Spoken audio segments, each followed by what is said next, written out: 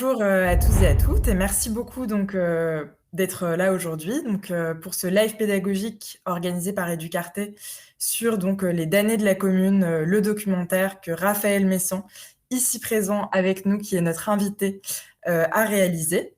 Nous sommes aujourd'hui en présence de deux classes qui ont et vont continuer à travailler autour du thème et du documentaire. Nous avons la classe de CAP Charpentier au lycée des métiers du bois et de l'éco-construction d'Anvermeux, qui est pilotée par Madame Audigou, et une classe je crois de première du lycée Saint-Louis de Lorient, pilotée par Madame Touche. Voilà, merci beaucoup à nouveau d'être ici. Je vais rapidement vous présenter Raphaël, qui est donc là pour échanger avec vous aujourd'hui. Ensuite, il va donc faire un peu une petite introduction sur son travail, pourquoi est-ce qu'il s'est intéressé à ce thème de la commune, pourquoi est-ce qu'il a fait ce documentaire. On va peut-être regarder un petit extrait aussi pour vous replonger dans le bain, et Raphaël pourra commenter aussi quelques images qu'il a enregistrées là dans l'ordinateur. Et ensuite, ce sera place aux échanges avec vous, les élèves, et Raphaël. Vous allez pouvoir poser des questions en allumant votre micro. C'est votre enseignante qui va allumer le micro à chaque fois que vous voulez poser une question. Et on va alterner entre les deux classes.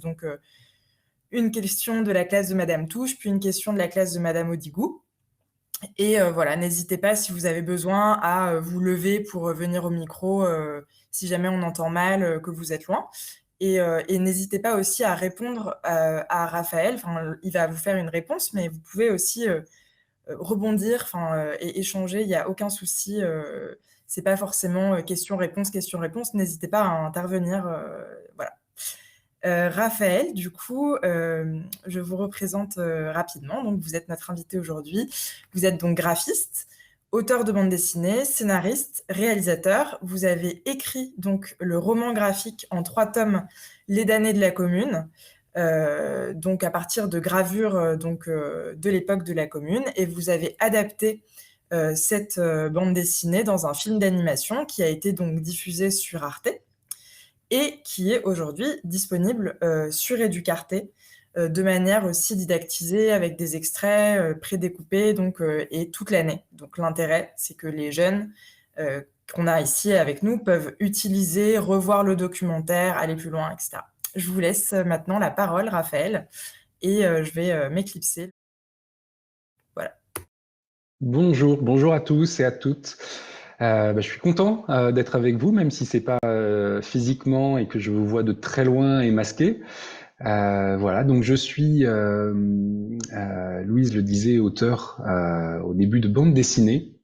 Donc avant que ça devienne un film, c'était une bande dessinée, un roman graphique en 3 tomes, ça fait presque 500 pages en tout, que j'ai commencé ce projet il y a une dizaine d'années, il y a 10 ans en fait, exactement. Donc ça fait un bon moment.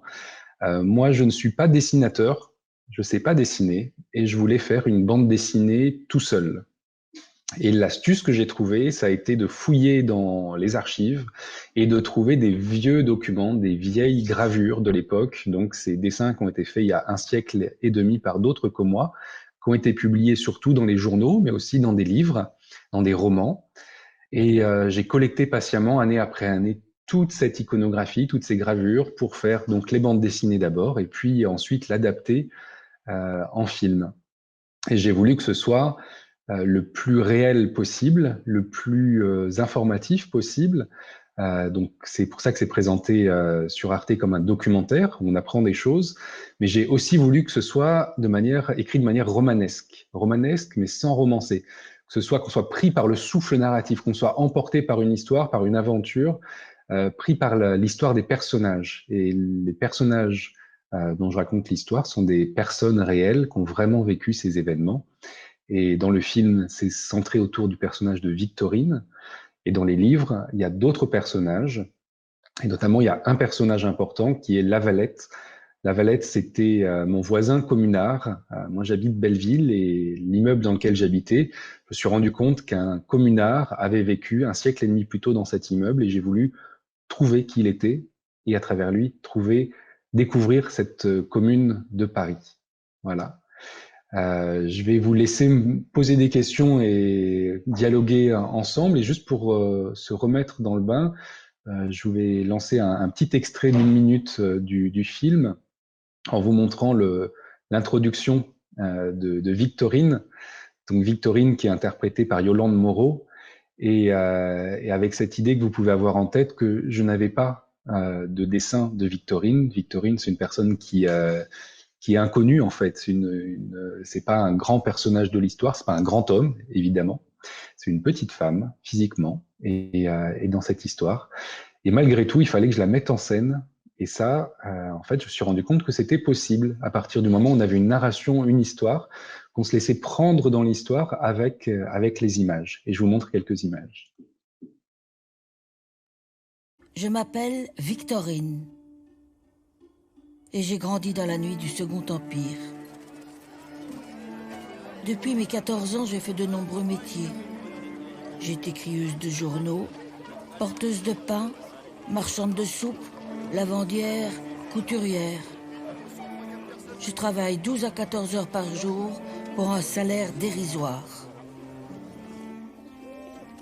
J'habite au pied de la butte Montmartre avec mon mari. C'est un ancien soldat. Il passe son temps à boire. Je ne peux compter que sur moi-même. J'ai un petit garçon. Il s'appelle Gabriel. Grâce à lui, j'ai l'impression de renaître. Je rêve qu'il grandisse dans un monde meilleur.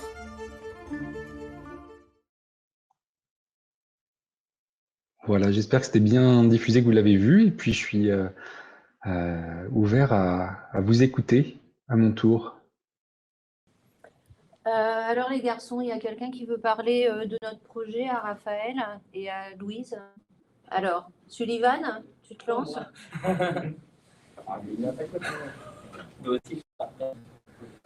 Donc, on a créé un personnage féminin pour parler de la commune et elle va suivre sa mère tout au long de l'histoire de la commune. Elle est née en 1859 et à ce moment-là, elle a que 13 ans. Et ensuite, elle va suivre sa mère pendant un long moment. Elle va même être amoureuse d'un garçon qui est le fils de Jean-Baptiste Clément, qui a écrit Le Temps des cerises. Et tout au long de l'histoire, on va avoir des combats, mais ça sera toujours Clémentine qui suivra sa mère tout au long de l'histoire. Voilà, donc comme votre travail est magnifique, Raphaël, j'ai un petit peu copié pour proposer le projet aux élèves. Sauf que évidemment, comme c'est des ados, j'ai pas choisi de leur imposer un personnage adulte. C'est la seule contrainte que je leur ai donnée, c'est j'ai choisi le personnage. Je leur ai dit c'est une petite fille et parce qu'il y a que des garçons dans notre lycée ou presque, donc j'ai imposé que ce soit une fille et il fallait qu'elle ait une dizaine d'années. Et voilà, donc on a commencé par travailler sur votre documentaire qu'on a un peu épluché dans tous les sens. En tout cas, sur la partie des événements, ça a permis aux élèves de bien comprendre ce qui s'était passé pendant la commune et comment ça avait encore de l'importance aujourd'hui et pourquoi ça résonnait encore dans notre société. Et donc, on va travailler avec, on a commencé à travailler avec une petite application qui s'appelle Animaker. Et en fait, on se sert pour le fond de l'image de documents de l'époque ou de documents qu'on va piocher par-ci par-là. Et ce petit personnage qui s'appelle Clémentine va évoluer comme ça dans le dessin animé, rencontrer des gens, être confronté à la mort de ses amis, etc. Et évidemment, après les vacances de Noël, là, l'objet, ça va être de travailler aux avancées sociales et sociétales que la commune a voulu mettre en place, et notamment autour de l'école, parce qu'évidemment, Clémentine, son héroïne, c'est Louise Michel. On est à côté de Dieppe, et Louise Michel, quand elle rentre de déportation, elle débarque à Dieppe, donc forcément, on va parler de ça. Et elle rêve d'être institutrice, puisque son héroïne, c'est Louise Michel. Et donc, moi, après, l'idée, c'est de pouvoir parler de l'importance de l'école, parce qu'on est dans une classe de première année de CAP, Alors, ils sont tous super, mais ils n'ont pas forcément tous conscience de l'importance de l'école dans leur vie. Voilà. Et en fait, ce projet, il est super parce qu'il permet de tirer plein de fils et de le construire avec eux. Parce que moi, j'ai juste imposé quelques trucs et en fait, après, ce sont les élèves qui construisent le projet. Et donc, j'espère qu'on pourra vous montrer le résultat. Et comme on est dans un établissement dans lequel on nous laisse faire beaucoup de projets, ma proviseure a accepté qu'on aille sur les lieux de mémoire à Paris. Et donc, avec l'association des amis de la commune de Paris, on va, parce qu'il y a une antenne à Dieppe, du coup, j'ai un peu du réseau. Et on va aller faire un voyage à Paris pour aller découvrir les lieux de mémoire. Et on va passer dans votre quartier, du coup. Excellent, c'est super. C'est un super projet. Donc, ça va durer combien de temps? Ça va durer 2 minutes, c'est ça, on m'avait dit? Comment? Ça va durer combien de temps, ce dessin animé? Si je les écoute, on va faire un dessin animé de 8 heures. D'accord. C'est ce que j'avais prévu aussi. Voilà. Et donc là, je suis en train de leur expliquer que quand on raconte une histoire, il faut savoir tailler un peu dans le truc parce que donc on a des discussions un peu animées parce qu'ils sont pas d'accord avec moi. mais voilà. Donc c'est vous qui n'êtes pas d'accord avec eux. Ouais, c'est plutôt moi qui suis pas d'accord avec eux. Mais voilà. Pas oublier que c'est leur projet, vous avez raison. Le plus difficile, effectivement, quand on écrit une histoire, d'abord, c'est de trouver les bonnes idées, évidemment. Mais après, c'est d'écarter beaucoup d'idées pour se concentrer sur les meilleures et que ça tienne dans un format assez restreint. Là, par exemple, pour le film, on est parti sur 1h30. Si j'avais adapté les bandes dessinées, qui font près de 500 pages, il aurait fallu 6 heures, effectivement. Donc, on a restreint.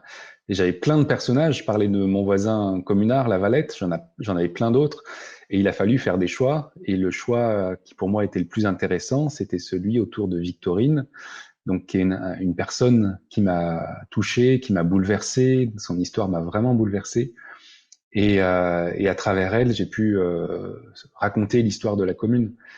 Donc oui, c'est faire les choix. C'est ça qui va être le plus difficile après avoir eu toutes les bonnes idées, il faut trouver quelles sont les meilleures.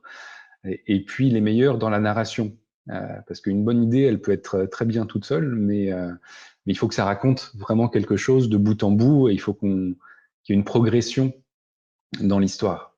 Une progression aussi émotionnelle et puis aussi intellectuelle, qu'on comprenne bien cette aventure intellectuelle aussi.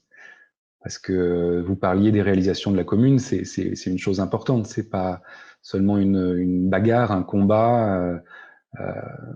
Moi, dans le film, j'ai voulu faire quelque chose qui soit à la fois, bon, modestement, un petit film d'action, mais un film d'aventure. En tout cas, on est pris par cette aventure et ces combats, des combats de rue, mais pour quelque chose, il faut que ça ait un sens. Et c'est ça que j'ai essayé d'exprimer avec le personnage de Victorine. Merci beaucoup. Juste un petit mot pour dire que du coup, dans la classe de Madame Touche, c'est une toute autre histoire et un tout autre projet. Donc en fait, le projet pour moi datait de la rentrée et puis j'ai été obligée de le mettre un petit peu de côté parce qu'en première générale, on voit l'épisode de Louise Michel plutôt à la fin de l'année au niveau du programme. Et puis, j'avais des petits soucis par rapport à l'abonnement d'Éducarté, donc j'avais laissé un petit peu de côté et votre message est arrivé au bon moment. Donc, j'ai eu le temps quand même de faire 2 séances avec les élèves pour leur montrer. Ils sont en train de recompulser les bandes dessinées et puis on a vu des extraits du film. Et l'idée, c'était plutôt de comprendre en fait un petit peu à partir d'un exemple de micro-histoire comment on pouvait raccrocher par rapport au film, notamment quand vous faites toujours des parallèles entre Victorine et Victor Hugo, par exemple, les phrases s'enchaînent dans le film et de voir en fait comment est-ce que l'histoire résonne dans la vie des populations. Enfin, c'est un raisonnement rapide, un impact rapide dans la vie des gens localement. Donc c'est de voir peut-être de faire des recherches, alors peut-être pas exactement comme ma collègue, on ne pourra pas faire un projet aussi long.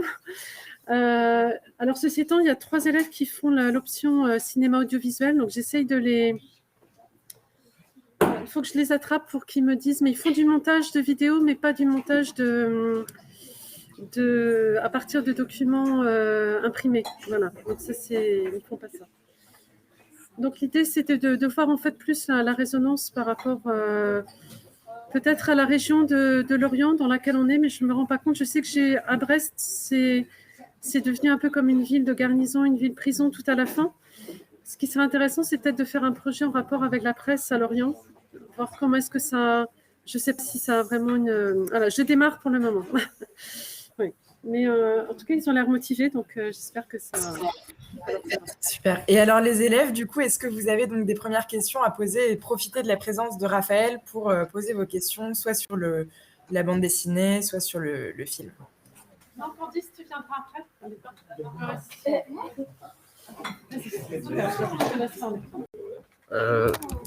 Oula. Oh, pardon. Alors, bonjour. C'était juste pour vous demander combien de temps vous a pris la réalisation de ce livre? Du livre au total? Ah oui, du livre les 3 parties, les 3 chapitres. Alors moi, j'ai mis beaucoup de temps parce que j'ai dû construire. À la base, en fait, c'est pas mon métier. Je suis pas auteur de bande dessinée, je suis pas réalisateur. Par contre, je suis graphiste. Un graphiste, c'est quelqu'un qui met en page le texte et l'image, mais qui ne produit pas le texte ou qui ne produit pas l'image, qui ne sait pas dessiner. Je suis pas illustrateur.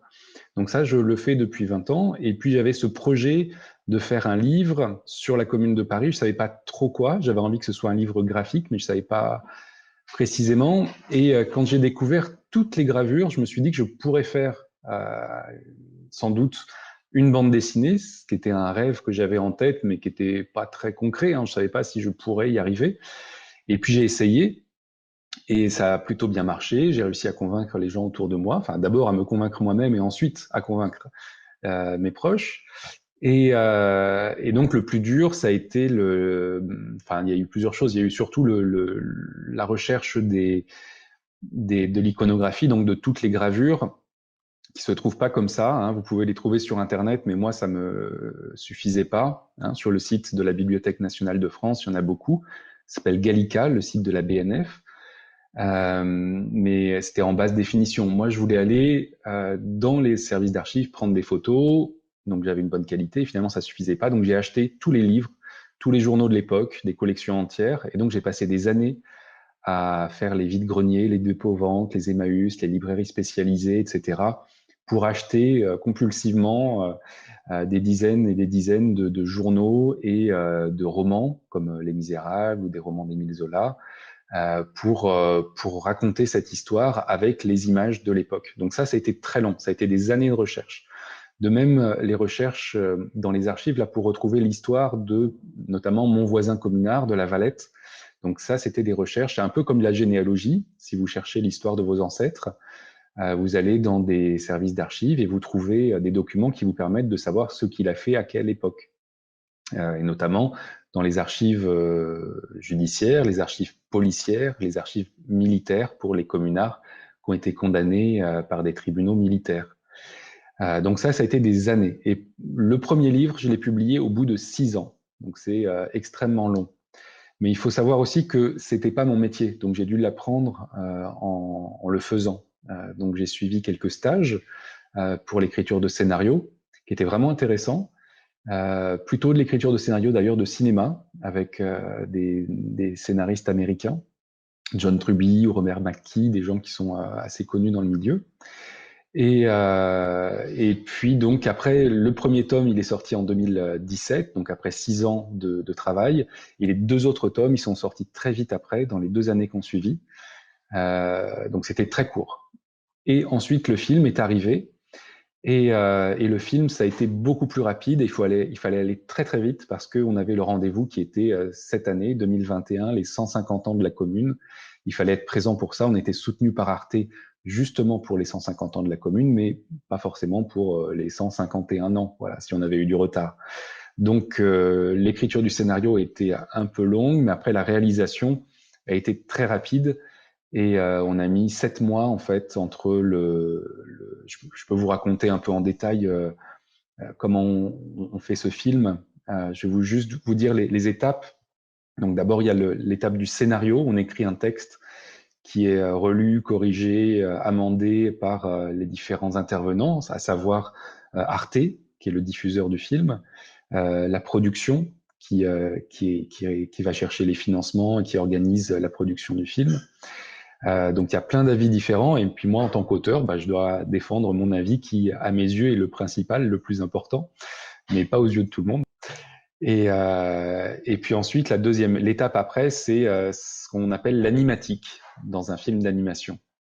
Un film d'animation, c'est très différent d'un film normal où on fait le montage à la fin. Dans un film normal, en prise de vue réelle avec des comédiens, on filme et ensuite on monte les images. Là, c'était différent. Dans un film d'animation, on monte les images d'abord, mais des images en basse définition, des brouillons d'images. Alors moi, c'était particulier parce que les brouillons d'images, c'était déjà les images, les gravures que j'avais. Donc on fait le montage du film au début, qu'on appelle l'animatique.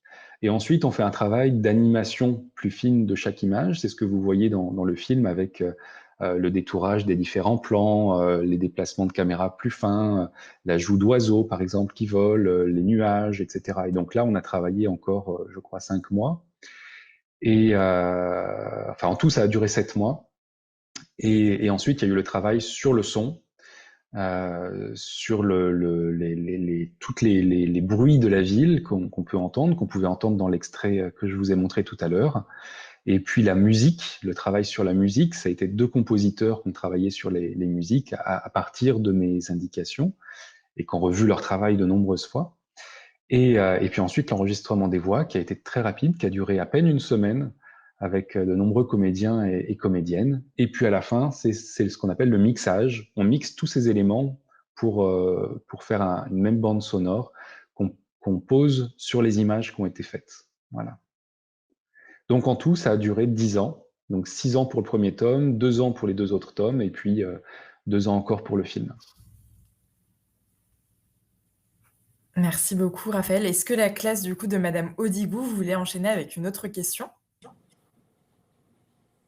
Oui, alors quand même, pour que ma collègue ait conscience des choses, moi, les élèves, je les ai 7 heures par semaine. Alors évidemment, la taille de mon projet, c'est pas la même chose que quand on a une classe pendant 2 heures la semaine, quoi.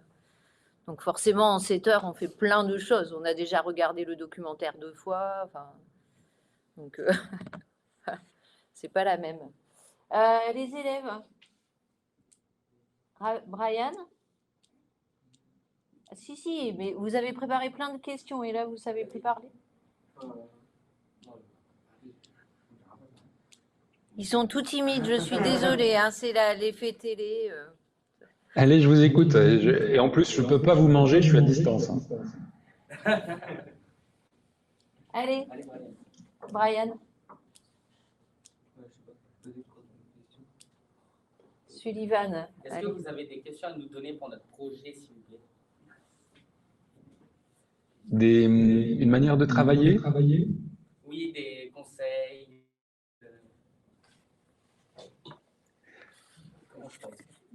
Dans l'écriture, peut-être. Une manière de faire des choix. D'accord. Alors, dans l'écriture du scénario, effectivement, le plus dur, c'est de faire les choix. Quand on est plusieurs, on a tous des très bonnes idées. Et en général, on pense que notre idée est la meilleure par rapport à celle des autres. Donc, comment faire les choix? Je sais pas, faites des combats de boxe, Non, vraiment, c'est une vraie question. Il faut se dire que c'est pas forcément ce on aurait envie de dire personnellement qui est le mieux, mais ce qui est le mieux, c'est pour le projet. Est-ce que à la fin, le projet sera bien construit et au risque de glisser une idée qui nous paraît super, mais qui serait peut-être un petit peu anachronique, qui irait pas très bien avec l'ensemble du projet. Donc vraiment penser le projet dans son ensemble. Je crois que c'est la chose la plus importante. Et quand on construit un personnage, je crois dans les questions que vous m'aviez envoyées avant, comment construire l'histoire des personnages, moi je dirais que je sais pas trop. À partir de zéro, construire l'histoire à partir de zéro. Par contre, en s'inspirant des histoires déjà existantes, ça je trouve que ça fonctionne bien. Victorine, j'ai pas inventé son histoire. C'est son histoire telle qu'elle l'a racontée. J'ai inventé des courts passages dans le film parce qu'il fallait que je synthétise. Et elle n'était pas présente partout à chaque moment des événements, notamment le 18 mars, le jour de l'insurrection. En fait, elle n'est pas là puisqu'elle fait le deuil de son fils. Elle est chez elle, elle est prostrée chez elle. Moi, j'ai eu besoin de la faire sortir dans la rue et de lui faire raconter ce qu'elle voyait. Donc là, j'ai inventé un petit peu. Mais je pense que inventer, c'est beaucoup plus facile quand on s'appuie sur des faits réels. Et notamment, il y a des choses que je me serais jamais autorisé, moi, en tant que jeune auteur, auteur débutant, c'est raconter, par exemple, la mort de l'enfant de Victorine. Je trouve que c'est trop douloureux, trop éloigné de moi, de mes connaissances. Et je me suis autorisé à le faire parce qu'elle l'avait vécu, parce qu'elle l'avait raconté, et je l'ai fait avec ses mots. Et ça m'a beaucoup libéré, ça m'a permis de me dire je peux aussi raconter ça, raconter des choses qui sont très éloignées de moi. Je suis pas une femme qui a perdu son enfant, mais justement ça c'est vraiment très fort et grâce à elle j'ai pu le faire. Donc un conseil, voilà, ce serait vraiment de chercher dans ce que vous avez lu sur des personnes réelles, des communards, des communardes, et prendre des petites touches, des petits morceaux d'histoire pour construire le personnage et raconter son histoire. Et une difficulté aussi que vous avez, c'est quand on fait un film, en général, il y a un réalisateur et c'est lui le maître d'œuvre, c'est lui le chef, en fait. C'est lui qui décide au final quelles sont les bonnes décisions. Et souvent, il y a plein de bonnes idées et peut-être qu'elles sont également bonnes, mais qu'à la fin, il faut les choisir. Et donc, peut-être qu'il faut aussi décider à un moment donné, peut-être à tour de rôle, si vous êtes nombreux, qui va prendre la décision, ou peut-être si vous n'arrivez pas à vous mettre d'accord. Mais il faut aller vite. Faire un film, c'est aussi aller très vite, prendre des décisions très vite pour avancer. Le pire, c'est de rester stagnant devant plein de chemins différents. On a 4 possibilités et puis on n'en prend aucune. Donc, il faut fermer le plus de portes possible et prendre un chemin. Et même si c'est une erreur, c'est pas grave parce que vous irez sur ce chemin et vous trouverez d'autres solutions, d'autres bifurcations. Donc, il faut vraiment prendre la décision, aller le plus vite possible. Est-ce que vous voulez réagir, les élèves du coup de Madame Odigo, ou est-ce qu'on passe la parole à la classe de Madame Touche? Alors, en tout cas, ce sont de très bons conseils. Merci. Alors du coup, on va essayer de prendre une autre question du coup du côté de la Bretagne. Bonjour. Qu'est-ce qui vous a poussé à étudier l'histoire de Paris à ce point? On m'entend pas, je crois. Oui, qu'est-ce qui m'a poussé à étudier l'histoire de Paris à ce point? Ouais, voilà. En fait, pour vous raconter mon histoire, j'ai fait des voyages beaucoup à l'étranger, en Amérique latine en particulier. Je suis allé observer, donc il y a une quinzaine d'années, les mouvements révolutionnaires qui avaient lieu dans plein de pays. Je suis allé au Venezuela, je suis allé en Bolivie, quand il y a eu l'élection d'Evo Morales, le premier président indigène. Je suis allé donc au Chili, je suis allé en Argentine, je suis allé à Cuba, je suis allé au Mexique, etc. Et il y avait vraiment une effervescence populaire, révolutionnaire qui était passionnante. Et quand je suis revenu en France, à Paris, ça m'a paru bien terne, bien triste, bien apathique. Et j'ai eu besoin, en revenant donc à Paris, dans ce quartier de Belleville, au nord-est de Paris, j'ai eu besoin de chercher dans mon histoire à moi ce qu'il y avait de passionnant, d'exaltant et de révolutionnaire. Et c'est comme ça que je me suis arrêté sur la Commune de Paris. C'était une histoire dont j'avais pas entendu parler à l'école, qui n'est pas dans le programme scolaire, qui n'était pas dans le programme scolaire à l'époque, qui est aujourd'hui au fond des programmes scolaires. C'est vraiment anecdotique. Si vos enseignants vous en parlent, c'est qu'ils considèrent que c'est important, mais c'est souvent une option, c'est pas une obligation. En quatrième et en première uniquement. Et moi, j'en avais pas entendu parler. Je l'ai découvert quand j'avais une vingtaine d'années, et c'est une histoire qui m'a touché beaucoup. Ce qui m'a beaucoup touché, c'était la semaine sanglante. C'était ces massacres terribles pendant une semaine au cœur de Paris d'une population par l'armée, le dévoiement de cette armée pour massacrer sa propre population. Ça m'a bouleversé, ça m'a vraiment touché. Et je crois que c'est ça qui m'a donné envie de continuer quelques années après, de trouver de creuser, une fois que j'ai découvert que ce voisin communard avait vécu dans le même immeuble que moi. Et ensuite, j'ai découvert que la ville dans laquelle je vivais depuis des années, Paris, moi je suis pas parisien, hein, je viens de province, d'Orléans, c'est pas très loin, mais je viens d'Orléans, et je suis arrivé à Paris quand j'avais une vingtaine d'années. Et j'y vivais avec plaisir, hein, je m'amusais, je me promenais, etc. Mais j'ai découvert avec la commune que cette ville que je connaissais, cette ville en 3 dimensions, il y avait une 4e dimension, c'est la dimension de l'histoire, la dimension historique. Et que cette ville, tout d'un coup, elle prenait de l'ampleur, elle prenait une dimension que je connaissais pas, et que les rues dans lesquelles je me promenais, les bars dans lesquels j'allais, étaient vraiment chargés d'histoire, qu'il y avait des gens qui avaient vécu des choses extraordinaires, des grandes aventures. Rue Le Sage, où j'habitais, juste à côté, il y avait la dernière barricade de la Commune de Paris. C'était juste à côté, entre la rue de Tourtille et la rue Ramponneau. Donc des lieux qui sont vraiment habités. Que le bar des Folies, juste à côté de chez moi, où j'allais refaire le monde, il y avait ces grandes réunions publiques qui se passaient 1 siècle et demi plus tôt. Donc juste derrière, dans ce qui était un cabaret qui accueillait jusqu'à plusieurs milliers de personnes. Donc ça, en fait, ça m'a enrichi, ça m'a transformé. J'étais, vous savez, comme dans un dessin animé, un personnage en 2 dimensions, et puis tout, on devient en 3 dimensions. En fait, on s'épanouit quand on découvre sa propre histoire. Et c'est un peu comme une recherche généalogique où on recherche l'histoire de ses ancêtres. Je ne sais pas si j'ai des ancêtres communards, mais par contre, on peut choisir finalement sa propre généalogie, ses ancêtres, ceux qui nous touchent et qui nous inspirent.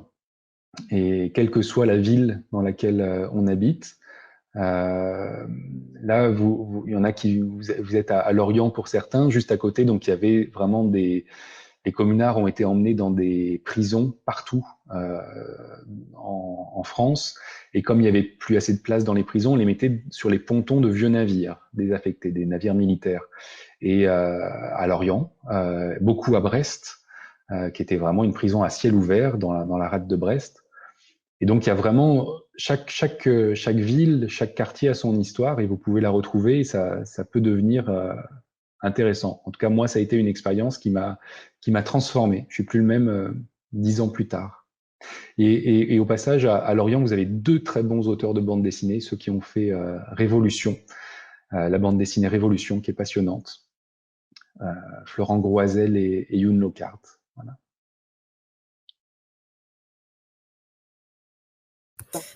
Vous n'entendez pas, Madame Touche. Est-ce que vos élèves veulent reprendre la parole, réagir? Ils étaient très intéressés par ce que vous avez dit sur Lorient. Enfin, j'espère. Oui. Et du coup, qu'est-ce que vous nous conseilleriez, vous, au point de vue recherche, en fait, parce que chez nous, les archives départementales sont à Vannes. Tu es filmé, hein, Gabon. Donc, et on a également les archives de la base maritime, enfin, puisqu'il y a toujours le staff maritime sur Lorient. Donc, je sais qu'ils ont un service d'archives. Donc, j'essaierai peut-être de monter un travail par rapport à la presse lorientaise, comment est-ce qu'elle a couvert la commune, sachant qu'ils ont dû voir passer les convois pour aller vers Brest en plus. Si vous me dites en plus qu'il y avait des pontons avec des prisonniers sur des bateaux à Lorient, je pense que la ville a forcément raisonné par rapport à ça. Donc c'est un axe de recherche pour faire ça. Merci beaucoup.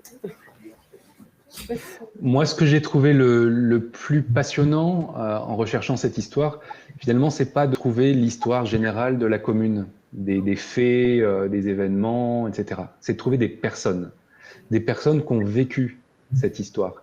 Et c'est à travers leurs yeux de découvrir l'histoire. Donc, peut-être le plus intéressant, c'est peut-être de chercher quelques personnages, quelques personnes qui ont vécu vraiment, et puis de s'arrêter sur une de ces personnes qui paraît la plus intéressante. Il y a un site qui s'appelle le Métron, c'est le dictionnaire biographique du mouvement social, du mouvement ouvrier français. Et vous pouvez chercher les personnes qui ont vécu à Lorient pendant la Commune ou après ou avant, et peut-être aller fouiller un peu sur la vie de cette personne. Et voilà, moi, c'est ça qui me touche, en fait, par rapport à d'autres livres qui ont été écrits sur la commune, qui vont faire des histoires un peu générales de la commune, ou alors des histoires, les femmes dans la commune, la justice dans la commune, etc. C'est des personnes qui ont vraiment vécu cet événement. Et on se rend compte qu'un événement, il n'est pas, c'est pas un idéal, c'est pas un événement parfait, tout n'est pas compréhensible, parce que en fait, c'est une histoire humaine qui est faite de chaos et de contradictions, d'oppositions. Et c'est ça qui est intéressant, c'est de découvrir comment des personnes sont prises dans cette histoire et comment ça les transforme. Donc, moi, le conseil que j'aurais à vous donner, c'est de trouver une belle histoire, celle d'une personne. Très bien, on va chercher sur Métron. Et j'avais repéré la bande dessinée Révolution, j'avais repéré les prénoms et noms de famille de consonance bretonne, mais je n'avais pas fait le lien avec Lorient, donc on va peut-être poursuivre aussi peut-être avec eux. C'est une piste en tout cas. Oui. D'autant plus que vous travaillez, donc eux sont des graphistes, par contre ils dessinent tous les deux, c'est ça? Ou il y en a un qui fait le scénario et un qui fait l'image? Ils ont la particularité tous les deux de dessiner et de raconter l'histoire ensemble. Et cette bande dessinée Révolution, c'est de l'avoir écrite à 4 mains. Et on ne sait pas qui a fait tel ou tel dessin. C'est tous les deux qui le font avec un style qui leur est commun. D'accord. Est-ce que vous avez une autre question par rapport au Johan?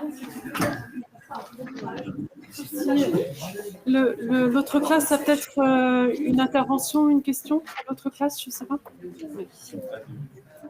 Je propose juste qu'on prenne peut-être votre question encore et ensuite on passe à 2 questions pour Madame Audigou. Comme ça fait un peu le lien. On reste. Donc allez-y, mademoiselle. Bonjour déjà. Et je voulais vous demander du coup, est-ce que vous avez déjà eu des moments dans la création de cette œuvre où vous avez eu envie, où vous avez aussi peut-être pensé d'abandonner? Et si oui, qu'est-ce qui vous a permis de continuer? Ouais, c'est une question qui revient souvent. C'est vrai qu'en 10 ans, il y a plein de raisons d'abandonner. C'est peut-être pour ça, en fait, j'ai jamais eu envie d'abandonner. Par contre, j'ai été très lent. C'est-à-dire qu'il y a eu des moments, je faisais pas grand-chose, j'étais moins efficace, j'avançais pas. Et puis d'autres moments, j'étais beaucoup plus actif. Je me rappelle qu'au bout de, je sais pas, 5 ans, ma compagne m'a dit bon, tu sais, ton projet sur la commune, si tu le finis pas, c'est pas grave, hein, je t'aimerais quand même. Et là, je me suis mis un bon coup de pied au cul et je l'ai fini. Voilà, c'est en fait, pour avancer, ce qui m'a permis le plus d'avancer, c'est d'être soutenu et notamment de rencontrer mon éditeur, Grégoire Seguin, aux éditions Delcourt, que j'ai rencontré très peu de temps avant la publication du premier tome, 7 mois avant la publication. Donc, j'avais déjà travaillé quasiment 5 ans et demi tout seul. Et c'est cette rencontre qui m'a permis d'avancer très vite et de terminer le premier tome. En fait, il m'a même dit, au début, j'étais parti sur un seul livre, mais qui devait être gigantesque. Il m'a dit, ça mérite 2 tomes. Tu n'arriveras pas à faire tout de suite. Et ça a été libérateur de faire un premier livre et ensuite un deuxième livre. Et puis au passage, quand j'ai commencé le 2e livre, je me suis rendu compte que ça allait être énorme et c'est devenu un 3e livre par la suite. Et ça a été la même chose pour le film, c'est d'être soutenu par une productrice, Fabienne Servan-Schreiber, qui a été géniale, qui a été fabuleuse et qui m'a accompagné tout du long et qui a trouvé les bonnes personnes pour m'accompagner aussi. Un scénariste qui m'a accompagné pour travailler le scénario, qui n'a pas écrit le scénario avec moi, mais qui a été ce qu'on appelle plutôt un coach ou un script doctor. C'est une personne qui m'accompagne pour faire justement les bons choix, ce dont on parlait avec l'autre classe tout à l'heure. C'est quand on est tout seul aussi, c'est pas forcément plus facile de faire les bons choix. On a toutes ces possibilités et quand on est avec quelqu'un d'un peu plus d'expérience, ça aide à faire les choix rapidement. Voilà. Donc des moments de désespoir profond, non. Des moments de fatigue, oui. Et puis des moments d'encouragement qui m'ont permis d'avancer, il y en a eu beaucoup. Super, merci beaucoup. On reprend la classe de Madame Audigou. Du coup, il nous reste une dizaine de minutes. Profite. Alors, je ne suis pas sûre qu'ils aient encore beaucoup de questions, hein, parce que, en fait, Raphaël, vous avez un peu répondu aux questions qu'ils posaient. Alors, vous dans votre travaillez le bois, c'est présentation. ça? Vous travaillez le bois pour... Ce sont de futurs charpentiers bois. Super.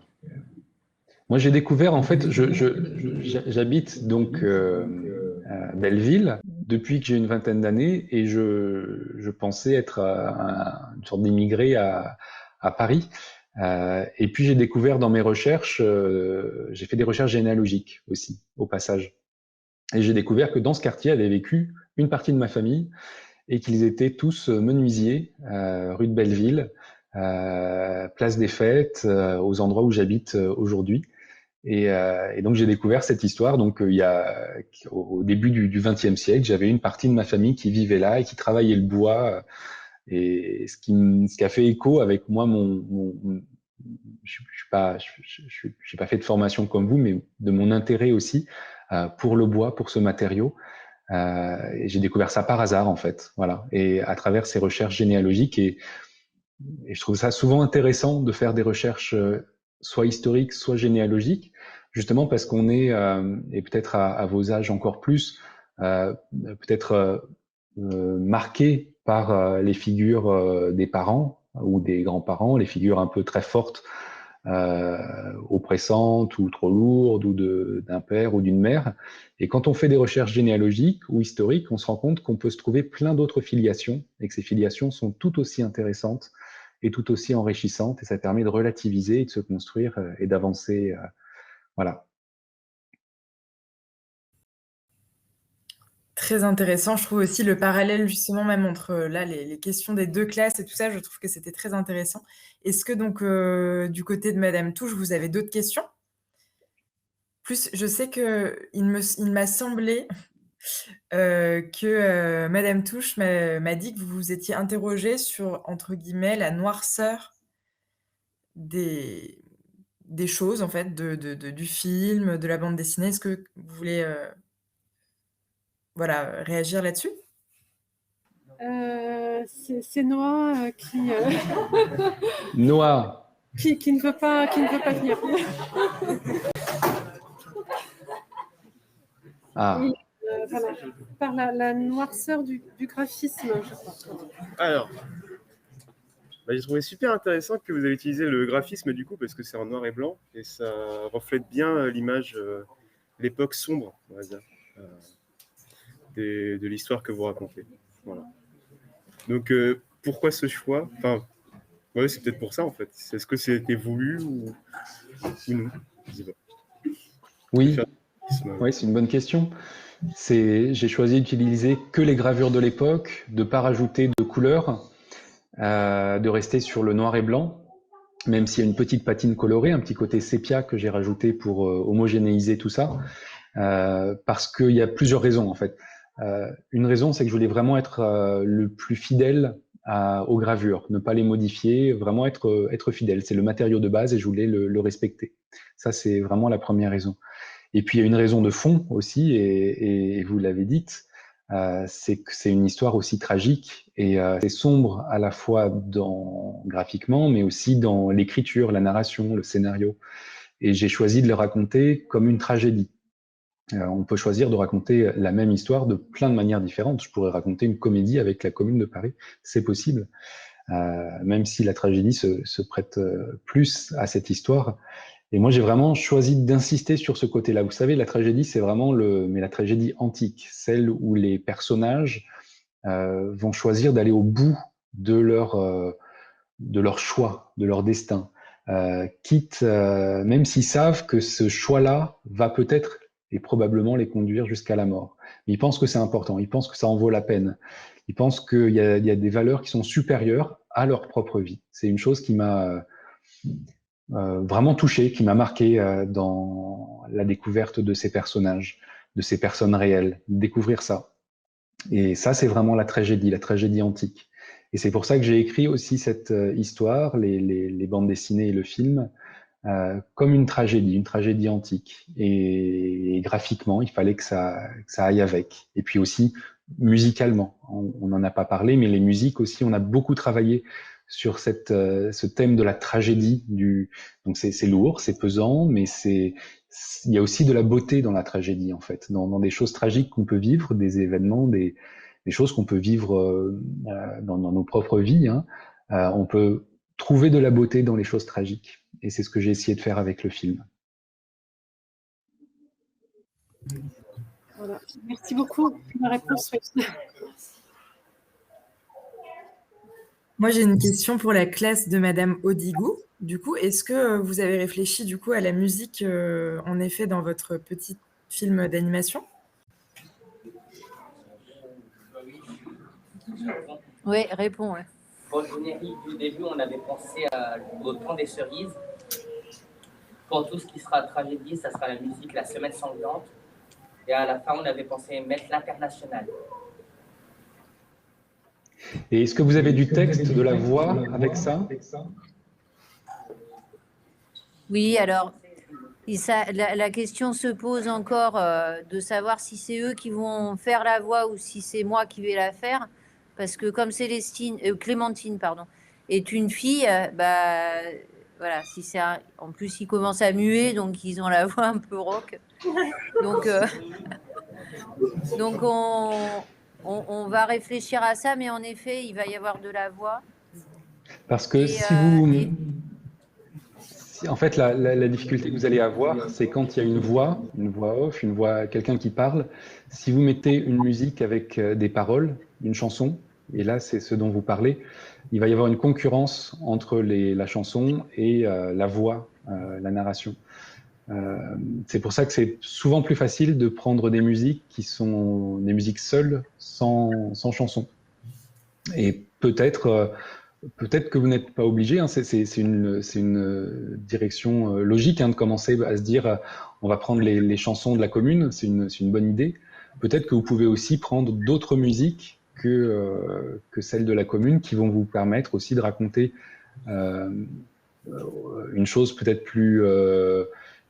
une émotion que vous avez envie de mettre en valeur avec une musique que vous allez trouver. Ça peut être n'importe quoi. Vous prenez une musique de film qui vous a touché, une musique classique, et peut-être sortir de ce que dit elle-même la chanson, qui risque de faire concurrence donc avec ce que vous voudrez dire vous-même. Oui, en fait, comme moi je suis à la fois leur prof d'histoire et leur prof de français, on en profite pour travailler la poésie. Et puis surtout, on va travailler sur ce que disent les chansons de la commune. Par exemple, alors on n'a pas encore travaillé dessus, donc ils ne la connaissent pas, mais quand viendra-t-elle? Évidemment, le elle, dans la chanson, c'est une fille, mais dans la réalité, c'est pas une fille. Donc voilà, je leur dévoile pas le suspense. Et en fait, on utilise les versions instrumentales. On n'utilise pas les versions avec du chant parce qu'en effet, sinon, ça se concurrence. Et au montage, parce que pour le coup, c'est moi qui fais le montage, c'est juste une horreur. Oui, très bien. Et donc, voilà. Mais en effet, dans l'histoire, en fait, Clémentine, elle a un petit ami et c'est le fils de Jean-Baptiste Clément. Ça, c'est une idée de Sullivan là, qui vous a répondu. Et son idée, c'est ça, en fait, c'est d'écrire. Il écrit de la poésie, le petit personnage. Donc, et évidemment, ils veulent travailler sur les textes. Mais je vous dis, on est parti pour faire un truc qui va durer 8 heures. Essayez de vous donner un objectif court et réaliste. Vous serez heureux de l'avoir fait. Exactement. Donc là, j'essaye de les persuader qu'en effet, il faut qu'on se dise que ça va durer tant de minutes et il faut le faire rentrer dans la boîte. Ouais, il vaut mieux faire quelque chose à la fin. C'est peut-être pas tout à fait parfait, mais ça existe. Plutôt que la chose parfaite qui est trop énorme et qui n'existera peut-être pas. Très belle conclusion, Raphaël. Il est donc 11h57. Je vois les élèves de Madame Touche aussi qui s'apprêtent à partir pour leur pause ou autre. Est-ce que du côté de Madame Touche, vous avez une dernière envie de questions, de remarques, voilà, n'hésitez pas avant qu'on termine cette séance. Non. Rien de spécial. Donc, moi, Madame Touche, oui, pardon. Ils sont juste très contents, je crois, d'avoir participé à leur première visio, je crois, avec un auteur. Donc, on a fait ça vraiment au dernier moment. Mais je crois qu'ils sont ravis et ils ont apparemment envie de faire des choses, envie d'aller à Paris, je crois. Donc, on ne pourra sûrement pas faire les 3/4 du tiers, mais c'est dynamique pour nous. Donc, merci beaucoup. Et on est dans la transmission, du coup, c'est ce que vous recherchez, je crois. Ils ont les bandes dessinées avec eux, donc ils apprennent aussi à créer du lien avec l'histoire, donc c'est important. Merci. Merci beaucoup à vous. Oui, un grand merci aux deux classes.